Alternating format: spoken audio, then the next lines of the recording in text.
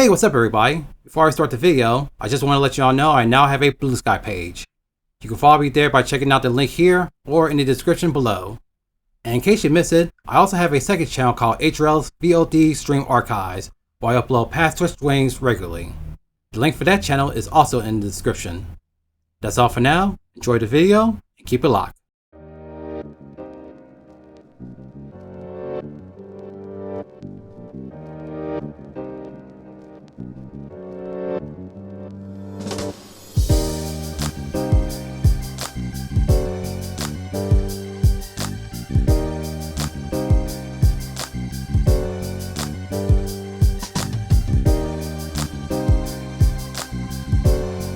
Hey, what's up, what's good everybody? It's one knowing Adriel, just an old nerd from Cincinnati that enjoys crossovers and the occasional fight to the death Mortal Kombat style. And welcome back to the channel. For this episode, I'll be reacting to the episode Death Battle between the Miles Morales Spider-Man and Deku from My Hero Academia. Now, this seems like an interesting mashup given the abilities of both characters. Now, I will be the first to admit, I wasn't a fan of the Miles Morales Spider-Man we was first introduced in the comics. But Into the Spider-Verse has changed all that, and I grew to appreciate the character ever since. And given my Hero Academia bias, I am rooting for Deku for this one. I mean, after all, he is the world's greatest hero in his story. I'm not sure if Deku can win this one, considering how we seen Miles in action in his fight against Static in the previous episode of Death Battle, but who knows, I might be wrong. But anyway, all bias aside, let's not waste any more time. Check out the fight analysis and get ready for a death battle. And 3, 2, 1, and... Whoa. Hell of a preview. Miles Morales versus Izuku Midoriya. Spider-Man versus Deku.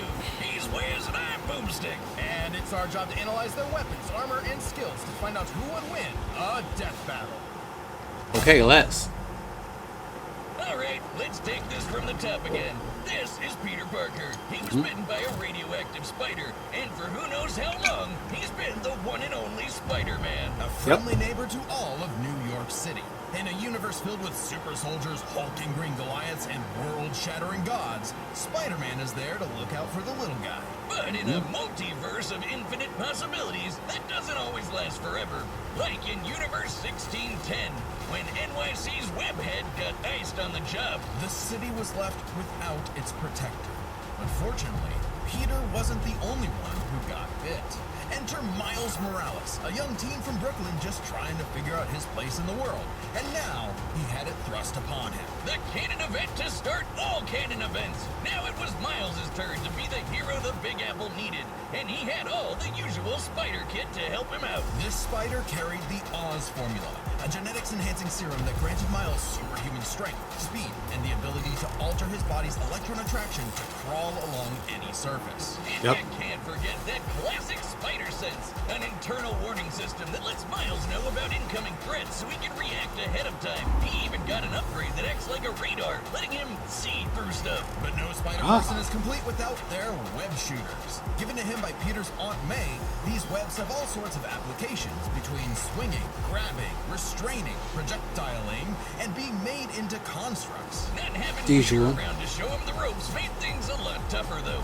And between mishaps with wall crawling and web slinging, Miles got off to a rocky start. Like any typical teenager, he had a lot of self-doubt. Could he keep up in school? What was the right way to talk to girls? And how could he live up to being Spider-Man when one of the villains he had to face turned out to be his very own uncle? Makes family dinner so awkward. All that, trying to kill you stuff. Fortunately, Miles had a leg up on every other superhero known to man. Living parents! Better yet, loving parents. They supported him when things got tough, even if they didn't always see eye to eye. And thanks to them, he learned that the best way to be Spider-Man wasn't to do it like Peter, but to do it his own way. And it helped that this particular spider had a bit more to its bite than Peter's. Miles has a variety of unique powers, like invisibility and venom. Not like Tom Hardy, though it is weird to give your main power the same name as one of your bad guys. Come on, Spidey, branding is important. Miles can harness his own bioelectric energy and weaponize it, which is especially effective against individuals with genetic mutations. Punching, absorbing, blasting, mega blasting. Hell, he can even make electric constructs out of this stuff, like biowebbing and a damn sword. Jeez, what kind of spider was this? It's not entirely science fiction. Studies have shown that certain species of spiders, such as the Linophiidae, have a process known as ballooning. By spinning a thread of their silk, they can use the Earth's natural electric fields to fly, traveling up to hundreds of miles. No pun intended. Well, whatever kind of bite it was, it gave Miles the edge he needed to find his worth as Spider-Man. Miles can dodge gunshots, missiles, and lightning bolts. He survived all sorts of beatings, including a building exploding on top of him. Oh, geez, Spidey could lift buildings and dodge light-speed attacks, and Miles is more than a match for him. Like the time he absorbed the energy of a bomb that was going to vaporize Harlem. A blast that would have equaled 15 million tons of TNT. He's getting kudos from a ton of older heroes, too, becoming a member of the New Ultimates and the Avengers.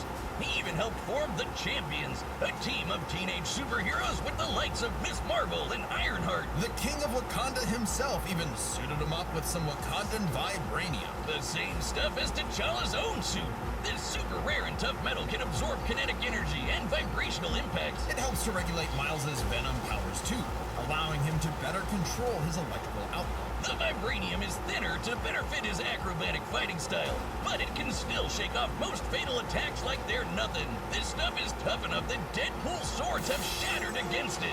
Though it's not as durable as, say, Captain America's shield, and enough kinetic energy will overload it. Don't be near it when it does, or you'll end up like the Falcon here when he used his vibranium wings to stop a bomb that was gonna blow up New York City. That's twice now. Does any other city have to deal with this stuff? But when vibranium and spider powers still aren't enough, Miles can push his electrical output into overdrive, giving him huge boosts in strength and speed, and making him a whole lot zappier.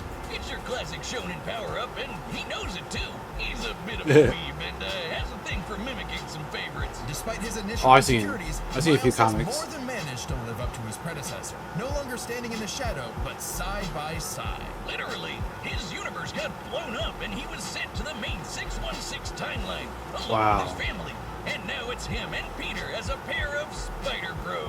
He's even become one of the big players of the Spider-Verse, teaming up with all sorts of other spider variants to defend the multiverse. There's anime spider people, robot spider people, dinosaur spider people, spider people, a whole lot of them, each with their own way of getting the job done. Miles even led them into battle against the Inheritors, a bunch of interdimensional vampire assholes. This is what Stan Lee was proudest of in his favorite superhero. Regardless of who they were, any sort of person can wear the mask and do the right thing. Yep. So long as we stay true to ourselves and help others in our own unique ways, then anyone can be a hero.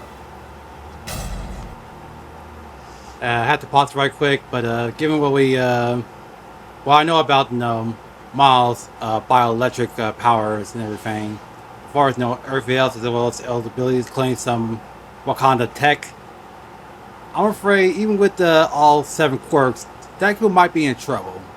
Well, let's continue. But what is a hero?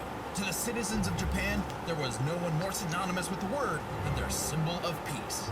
All Might. The big numero uno. With a smile on his face, he could save anyone and win any fight, no matter what. Or so it seemed.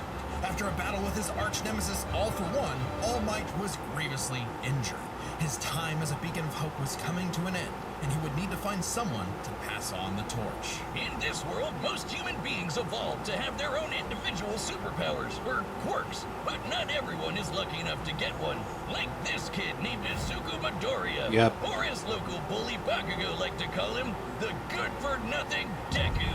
Izuku wanted to save people just like All Might, but even his idol told him that he would have to give up on his dreams. Forever the beta male in the shadow of Bakugo and his Sigma quirk, until he got the chance to alpha up and lend his rival a helping hand, proving himself worthy of All Might's torch.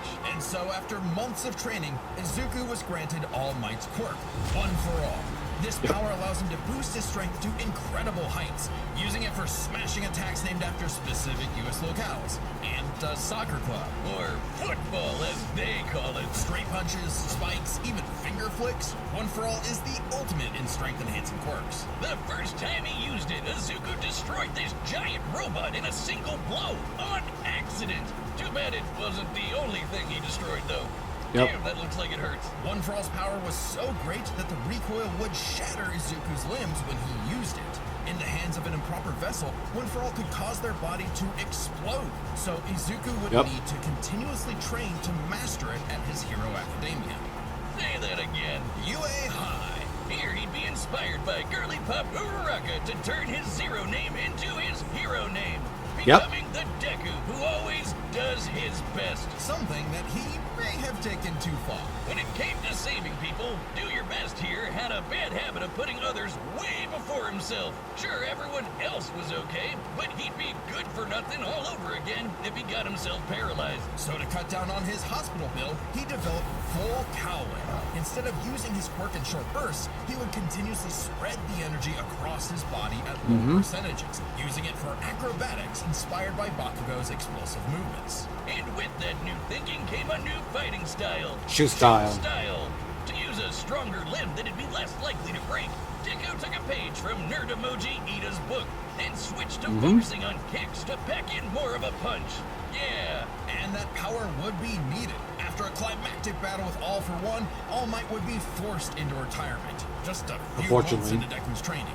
Now it was his turn to face this demon lord. But he didn't have to do it alone. Just as All Might had passed One For All onto Deku, it had been passed onto All Might by his master, and onto her by her master. One For All was a power that was built upon for generations.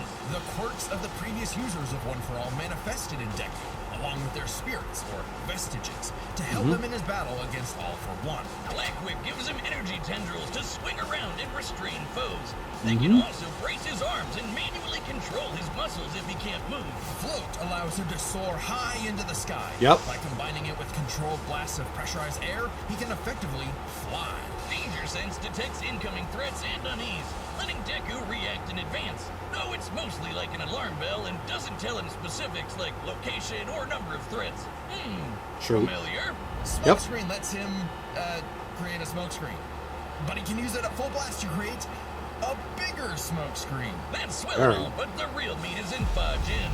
After building up kinetic energy within his body, Deku can unleash it for bursts of strength and speed. He's combined it with Black Whip to create the powerful Black Chain binding attack, and can use it in conjunction with full howling to achieve full 100%, equaling All Might's full level of power without any recoil. He once used it to outspeed a bullet shot by Lady Nagant, a former hero-turned-villain who has a sniper rifle for an arm. I think I'm in love. Nagant's bullet can the distance of I figured Bruce would say that. 15 kilometers within a fraction of a second.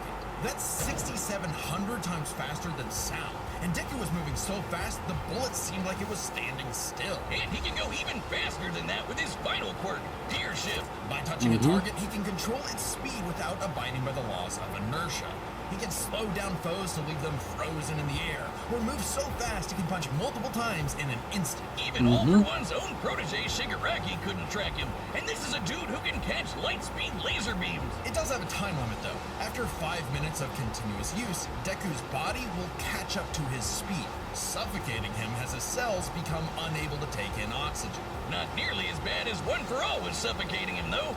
He's been doing all of this shit in just the 10th grade. I hadn't even figured out you could breathe through your nose at that point. The pressure of having to save his friends, the country, the entire world weighed on Deku. So he left UA to fight this war alone. But alone was never where Deku fought best. Having come from nothing, his admiration for his peers gave him strength, just as they admired his strength and desire to help others. Even Bakugo came around to him. So when it came time to finally put that demon lord back in hell, his classmates, teachers, mom, friends, enemy, and everyone else supported and cheered him on. Because that was the greatest threat to All For One's reign all along. Not All Might, not Deku, not even One For All itself. Just people helping each other out. And with their help, Deku defeated All For One once and for all, blowing a hole in this huge storm and parting the skies for a brighter future. Though he did lose his quirk and have to retire from hero work, getting a regular 9 to 5 as a teacher, passing on his knowledge to the next generation, just like every user of One for All before him. Some might say he peaked in high school. If not for the sick new armor he eventually got to go to kicking butt, he even made it all the way back near the top of the rankings. All with the help of his friends. For so long as we keep reaching out our hands to help those in need, everyone can be a hero. And they say the power of friendship in anime is a cliche. All I got to say that is shit.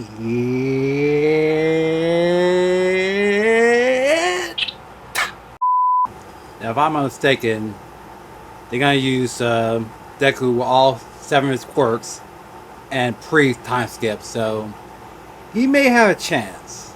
He may. But no, but I got a feeling that Miles Morales will surprise me. But I am rooting for Deku, and no matter who wins, and I won't take it personally, it's all entertainment at the end of the day.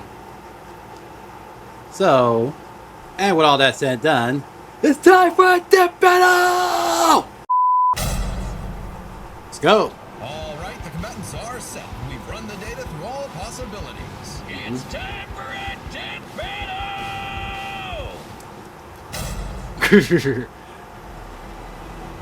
New York City. Here's Miles. I don't know the comic style they use for this. Oh. Whoa. More man and less spider than usual. Whoa, I was looking for you. Care to show me what you can do?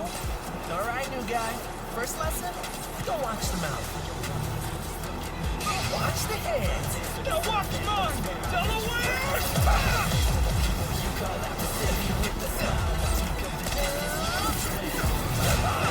Woo! Let's try it Damn. one more time. Oh, I like this track. Oh no, oh no! Oh, flashback from Spider-Man vs. Batman. Gotta take this somewhere else. Oh, You got skills, man. I like that. whoa. Uh-oh. Oh, mierda. Woo!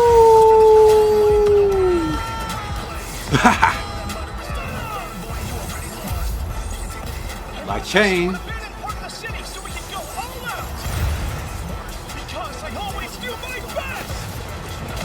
Whoa. I gotta say, they really went above the mile for this animation. Choreography's not bad either. Woo.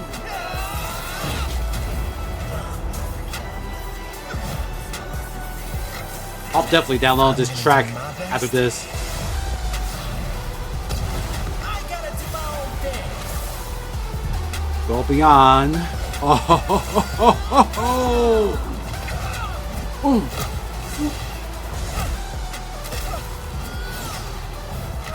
Sarah was right. Your quirk is amazing. Amazing Yep. is my buddy. They call me the ultimate Spider-Man. Woo! This suit has shock absorption, not nullification. So, it's got a limit. Oh, he knows. Oh. Oh, oh!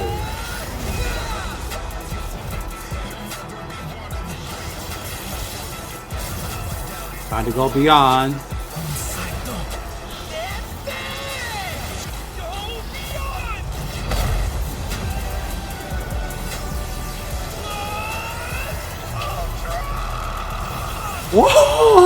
Whoa! Damn! Wait, what? The kinetic energy! Deku, get back! No! Damn. Oh, okay, he ain't out yet. Spider-Man. You really are the ultimate. KO! Vaya con Dios, Aranya Hoven. Let's start by Oh, he talking lost. about their Damn. superpowers, which matched up quite evenly. unsurprisingly, given the Very not easily. so subtle inspiration for Deku's quirks, though they did have some edges over the other. The spider sense gave Miles more insight on his surroundings and threats than danger sense, which has been worked around before. This meant Miles's invisibility was harder for danger sense to detect when he wasn't attacking, while the spider Yeah, sense's that's radar it. system allowed him to find Deku in a smokescreen.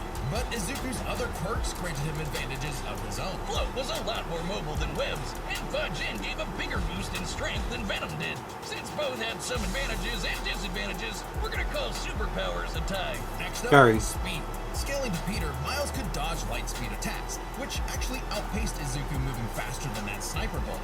Fortunately for Deku, though, that wasn't his best. Thanks to gear shift, Deku could speed himself up to match Miles the same way he did to the light-catching Shigaraki. Even worse for Spidey, one touch from gear shift could freeze him in place and make dodging totally impossible. So speed goes to Deku. As for skill, Deku was incredibly talented at analyzing an opponent's abilities and coming up with strategies on the fly. But Maybe Miles' overanalyzing. powers and fighting style gave Deku few immediate openings. Deku may have received more formal training at UA, but he was ultimately only active in hero work for a little under a year. Meanwhile, Miles has been handling everything from neighborhood crooks to multiverse-ending gods for significantly longer. It's close, Very. but with his greater experience, skill goes to Miles, and that means the biggest deciding factor is raw strength. And that was no contest.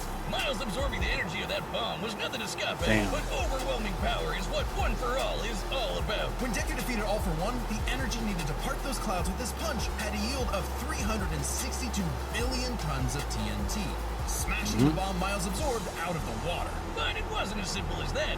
Miles is wearing a vibranium suit after all. So the question The wasn't trump card. necessarily who was stronger, it was if Miles' suit was tough enough to continuously absorb Deku's blows. When the Falcon protected New York from that city-destroying blast, it had a yield of 546 megatons. Impressive, but Deku defeating All for One was still over 600 times stronger than Vibranium's limit. And Deku did that with One for All's embers, not the full package. And remember, the Vibranium in Miles' suit was much thinner than what Falcon and Black Panther had, making it unlikely it could absorb as strong of a blast. It's there to provide more protection, sure, but there was no way it could survive all of what Deku could dish out. In this superpowered battle, it was Izuku's overwhelming speed and immense strength that made him the winning hero. And the morales of the story is... The winner is Deku. You know what? Let me run it back. Yeah, I thought that kinetic energy with the Vibranium would push Deku back in the VM. And I was wondering why Deku was still standing. I didn't think he would still win. Damn. Deku, damn. Deku won. Wow. You really are the ultimate. Yeah, that ending was throwing me off. I was like, Deku's still standing, but where's Miles? Like, but yeah, Overwhelming speed Deku's and immense victorious. strength that made him the winning hero. And the morales of the story is... The winner is Deku. Next time on Death Battle. Let's see who they fight next. Who's fighting next? Hawk versus Godzilla? Subscribe and join as a member to see more Death Battle. Thanks for watching. Alrighty then. All embarrassment, confusion aside, I'm happy that Deku won, but Miles put up a hell of a fight in this as well, because I thought, Miles was going to beat Deku due to his experience as a hero. By the end of the day, Deku will pull through. And the ending really threw me off. I thought that kinetic vibranium energy, but then they mentioned that the vibranium he got in the suit is real thin compared to Falcon and Black Panther. So, yeah. That comedy threw me a bit of a loop, but I'm happy Deku won. Plus Ultra. So what y'all think of this episode of Death Battle? Love it? Hate it? Let me know down in the comments below. And let me know what other episodes of Death Battle I should check out next. If it's ones I've already seen, then I'll let you know. Also enjoy this video if you want to see more. Be sure to like, comment, share, and subscribe. And turn on the notification bell so you won't miss another video. Also, you can support me on Patreon to get early access, bloopers, and everything in between. But other than that, thank you for checking out this video. This is the one and only Adriel saying take care of yourselves, be good to each other, and as always, keep it locked.